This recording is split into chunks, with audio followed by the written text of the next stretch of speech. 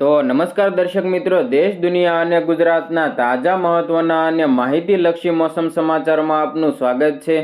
દર્શક મિત્રો, આજના વિડીયોમાં ખાસ કરીને છેલ્લા 24 કલાક દરમિયાન પડેલા વરસાદ વિશે વાત કરવાની છે।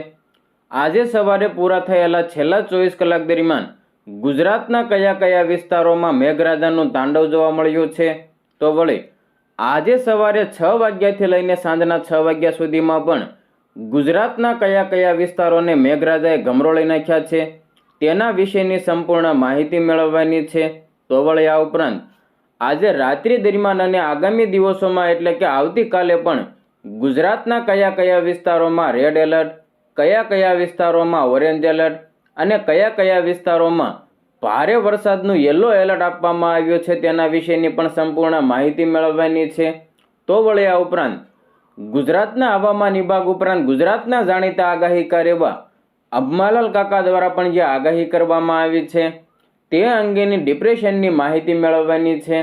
તો વિડીયોને અંત સુધી નિહાળતા રહેજો। વરસાદને લગતા આવા સમાચારોની અપડેટ સૌથી પહેલા મેળવવા માટે અમારી ટ્રેન્ડિંગ ગુજરાત ચેનલને સબસ્ક્રાઇબ કરી લેજો।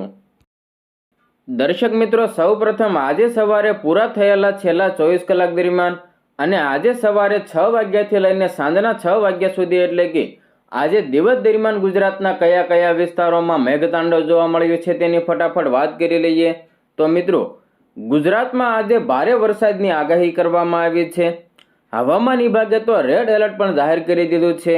આ વચ્ચે ગુજરાતમાં વહેલી સવારથી જ વરસાદ પડવાનું પણ શરૂ થઈ ગયું છે। State emergency operation centre Gandhinagar દ્વારા આપવામાં આવેલા વરસાદના આંકડા પ્રમાણે આજે સવારે 6 વાગ્યાથી લઈને 12 વાગ્યા સુધીમાં રાજ્યના 115 તાલુકામાં વરસાદ નોંધાયો છે, જેમાં સૌથી વધારે વરસાદ સુરતના ઉમરપાડામાં 8 ઇંચ, જ્યારે ખેડાના વાસોમાં 6.38 ઇંચ અને આણંદના બોરસદમાં 6.26 ઇંચ જેટલો વરસાદ પડી ગયો છે।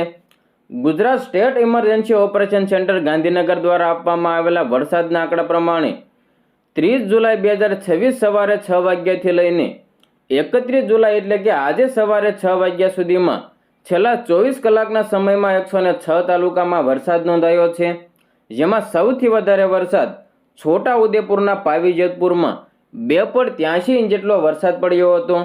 મિત્રો, ગુજરાતમાં છેલ્લા 24 કલાકમાં 106 તાલુકામાં વરસાદ નોંધાયો છે, જેમાં સૌથી વધારે વરસાદ 15 તાલુકા એવા છે કે જ્યાં 1 ઇંચથી લઈને 3 ઇંચ સુધીનો વરસાદ નોંધાયો હતો।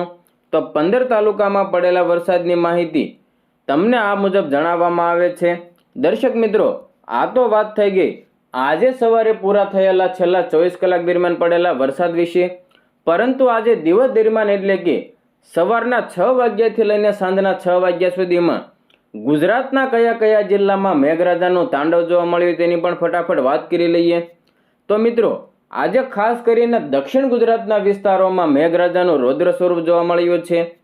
આજે સવારે 6 વાગ્યાથી લઈને સાંજના 6 વાગ્યા સુધીમાં એટલે કે આજે દિવસ દરમિયાન સુરતના અંબિકામાં 11.46 ઇંચ, ભરૂચના નેત્રંગમાં 11.2 ઇંચ, સુરતના ઉમરપાડામાં 10 ઇંચ, સુરતના માંગરોળમાં 9.88 ઇંચ, નવસારીના વાંસદામાં 9.8, ખેડાના વાસોમાં 9.5, તાપીના ડોલવણમાં 9.3, ડાંગના સુબીરમાં 8.5, ખેડાના નડિયાદમાં 7.9 અને વલસાડના ધરમપુરમાં 7.8 ઇંચ જેટલા વરસાદ પડ્યાના સમાચાર મળી રહ્યા છે। દર્શક મિત્રો, તમે ગુજરાતના કયા વિસ્તારમાંથી અમારો વિડીયો જોઈ રહ્યા છો અને તમારા વિસ્તારમાં હાલ કેવું વાતાવરણ છે, તમારા વિસ્તારમાં કેવો વરસાદી માહોલ જોવા મળી રહ્યો છે તે કોમેન્ટ બોક્સમાં તમારો મંતવ્ય જરૂર જણાવજો। દર્શક મિત્રો, આ તો વાત થઈ આજે સાંજ સુધીમાં પડેલા વરસાદના આંકડા વિશે, પરંતુ હવે આજે રાત્રિ દરમિયાન અને આગામી દિવસોમાં પણ હજુ ગુજરાતના કયા કયા વિસ્તારોમાં કેવો કેવો વરસાદી માહોલ જોવા મળવાનો છે, ગુજરાતના કયા કયા જિલ્લામાં રેડ એલર્ટ, કયા કયા જિલ્લામાં ઓરેન્જ એલર્ટ અને કયા કયા જિલ્લામાં ભારે વરસાદનું યલો એલર્ટ આપવામાં આવ્યું છે તેની ફટાફટ વાત કરવાની છે। પરંતુ તે પહેલા ગુજરાતના જાણીતા આગાહીકાર એવા અંબાલાલ કાકા દ્વારા જે આગાહી કરવામાં આવી છે તેના ઉપર એક નજર કરી લઈએ। મિત્રો, હવામાન નિષ્ણાત અંબાલાલ પટેલે ગુજરાતમાં આગામી 24 કલાક અત્યંત મહત્વના ગણાવ્યા છે। અંબાલાલ પટેલના જણાવ્યા પ્રમાણે રાજ્યના મધ્ય ગુજરાત, ઉત્તર ગુજરાત હોય કે સૌરાષ્ટ્ર અને દક્ષિણ ગુજરાતના અનેક જિલ્લાઓમાં પણ ભારેથી અતિભારે વરસાદની આગાહી કરી છે. કેટલાક વિસ્તારોમાં તો 8 થી લઈને 10 ઇંચ સુધીના વરસાદ પડવાની પણ શક્યતા છે. જ્યારે વરસાદી સિસ્ટમ વધુ મજબૂત બનશે તો કેટલાક સ્થળોએ વધુ વરસાદ નોંધાવાની પણ શક્યતા વ્યક્ત કરવામાં આવી છે. મિત્રો, ભારે વરસાદને કારણે નદી નાળાઓમાં પાણીની આવક વધવાની તેમજ નીચાણવાળા વિસ્તારોમાં પાણી ભરાવાની સ્થિતિ પણ સર્જાઈ શકે છે. અંબાલાલ પટેલના જણાવ્યા પ્રમાણે આગામી 24 કલાક દરમિયાન અમદાવાદ અને ગાંધીનગરમાં ભારે વરસાદની શક્યતા છે.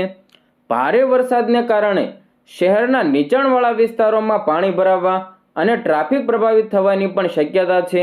તો આ ઉપરાંત પંચમહાલ, છોટાઉદેપુર અને દાહોદ, ગોધરા, મહીસાગર, ભરૂચ, નર્મદા જિલ્લામાં આગામી 24 કલાક દરમિયાન ભારે વરસાદ પડવાની શક્યતા પણ રહેલી છે. અંબાલાલ પટેલના જણાવ્યા પ્રમાણે કેટલાક વિસ્તારોમાં 8 થી લઈને 10 ઇંચ સુધીના વરસાદ પણ નોંધાવાના છે. જો વરસાદી સિસ્ટમ વધુ સક્રિય બનશે તો વરસાદની તીવ્રતા હજુ પણ વધવાની શક્યતા છે. મિત્રો, મધ્યપ્રદેશમાં ભારે વરસાદને કારણે નર્મદા નદીમાં પાણીની આવક વધવાની પણ સંભાવના, જેની અસર ગુજરાતમાં પણ જોવા મળી શકે. તો સાથે જ સાબરમતી નદીમાં પણ પાણીનો પ્રવાહ વધે તેવી શક્યતા છે.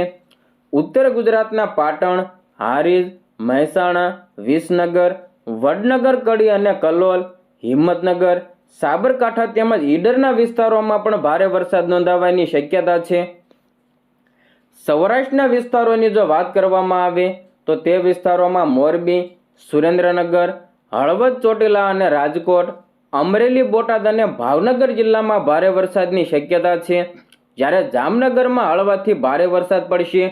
દક્ષિણ ગુજરાતના નવસારી, આહવા અને ડાંગ તેમજ વલસાડ જિલ્લામાં ભારેથી અતિભારે વરસાદની શક્યતા છે. ભારે વરસાદને કારણે નદીઓમાં જળસ્તર વધવા અને કેટલાક વિસ્તારોમાં પૂર જેવી સ્થિતિ સર્જાવાની પણ શક્યતા છે. મિત્રો, અંબાલાલ કાકાના જણાવ્યા પ્રમાણે 6 થી લઈને 8 ઓગસ્ટ દરમિયાન અરબી સમુદ્ર અથવા બંગાળની ખાડીમાં નવી વરસાદી સિસ્ટમ બનવાની શક્યતા છે. જો આ સિસ્ટમ ગુજરાત તરફ આગળ વધશે તો રાજ્યમાં ફરી એકવાર ભારે વરસાદનો નવો રાઉન્ડ શરૂ થઈ શકે. હાલના 24 કલાક દરમિયાન નાગરિકોને સતર્ક રહેવા અને બિનજરૂરી મુસાફરી ટાળવા તેમજ હવામાન વિભાગ અને સ્થાનિક વહીવટી તંત્રની સત્તાવાર સૂચનાઓનું પાલન કરવાની સલાહ આપવામાં આવી છે. હવે મિત્રો, ગુજરાતના હવામાન વિભાગ દ્વારા નકશા જાહેર કરીને જે વિસ્તારોમાં રેડ એલર્ટ, અમુક વિસ્તારોમાં ઓરેન્જ એલર્ટ અને કયા કયા વિસ્તારોમાં યલો એલર્ટ આપવામાં આવ્યો છે તેની ફટાફટ વાત કરી લઈએ. મિત્રો, સૌપ્રથમ આજની તારીખ એટલે કે 31 તારીખની જો વાત કરવામાં આવે તો 31 તારીખ માટે ગુજરાતના હવામાન વિભાગ દ્વારા અનેક વિસ્તારોમાં ભારેથી અત્યંત ભારે વરસાદનું રેડ એલર્ટ આપવામાં આવ્યું છે, જેમાં દક્ષિણ ગુજરાતના તમામ જિલ્લાઓનો સમાવેશ થાય છે. મિત્રો, દક્ષિણ ગુજરાતના વિસ્તારોમાં વલસાડ, ડાંગ, નવસારી, તાપી, સુરત, ભરૂચના વિસ્તારોનો સમાવેશ થાય છે. તો આ બાજુ મધ્ય ગુજરાતના વિસ્તારોમાં નર્મદા, વડોદરા, છોટાઉદેપુર, આણંદ અને ખેડા તેમજ અમદાવાદમાં પણ અત્યંત ભારે વરસાદનું રેડ એલર્ટ આપવામાં આવ્યું છે. તો સૌરાષ્ટ્રના 2 જિલ્લા જેમાં બોટાદ અને ભાવનગરમાં પણ આજે ભારેથી અત્યંત ભારે વરસાદનું રેડ એલર્ટ અપાયું છે. ઓરેન્જ એલર્ટની જો વાત કરવામાં આવે તો ઓરેન્જ એલર્ટના વિસ્તારોમાં અમરેલી, રાજકોટ, સુરેન્દ્રનગર, ગાંધીનગર, પંચમહાલ અને દાહોદનો સમાવેશ થાય છે. તો બાકીના વિસ્તારો જેમાં દેવભૂમિ દ્વારકા, પોરબંદર, જૂનાગઢ, ગીર સોમનાથ, જામનગર, મોરબી અને કચ્છના વિસ્તારો, વાવ, થરાદ, બનાસકાંઠા, પાટણ, મહેસાણા અને સાબરકાંઠા, તો અરવલ્લી અને મહીસાગરના વિસ્તારોમાં પણ ભારે વરસાદનું યલો એલર્ટ આપવામાં આવ્યું છે. તો આ ઉપરાંત આવતીકાલે એટલે કે 1 ઓગસ્ટના રોજ પણ ગુજરાતના અનેક વિસ્તારોમાં રેડ એલર્ટ, અનેક વિસ્તારોમાં ઓરેન્જ એલર્ટ અને અમુક વિસ્તારોમાં યલો એલર્ટની ચેતવણી આપવામાં આવી છે. મિત્રો, રાજકોટ, ભાવનગર, બોટાદ, સુરેન્દ્રનગર અને અમદાવાદ તો આણંદના વિસ્તારોમાં પણ 1/8/2026 એટલે કે 1 ઓગસ્ટના રોજ પણ અત્યંત ભારે વરસાદનું રેડ એલર્ટ અપાયું છે. તો આ બાજુ અમરેલી, મોરબી, કચ્છ અને વાવ-થરાદ, પાટણ, બનાસકાંઠા, મહેસાણા અને ગાંધીનગર, ભરૂચ, અરવલ્લી અને સાબરકાંઠા વિસ્તારોમાં ભારેથી અતિ ભારે વરસાદનું ઓરેન્જ એલર્ટ અપાયું છે. તો બાકીના વિસ્તારો દેવભૂમિ દ્વારકા, જામનગર, પોરબંદર, જૂનાગઢ અને ગીર સોમનાથ, આ બાજુ મહીસાગર, દાહોદ, પંચમહાલ, ખેડા અને વડોદરાના વિસ્તારો, તો સુરત, નવસારી તેમજ દમણ અને દાદરાનગર હવેલી ઉપરાંત વલસાડના વિસ્તારોમાં પણ ભારે વરસાદનું યલો એલર્ટ અપાયું છે.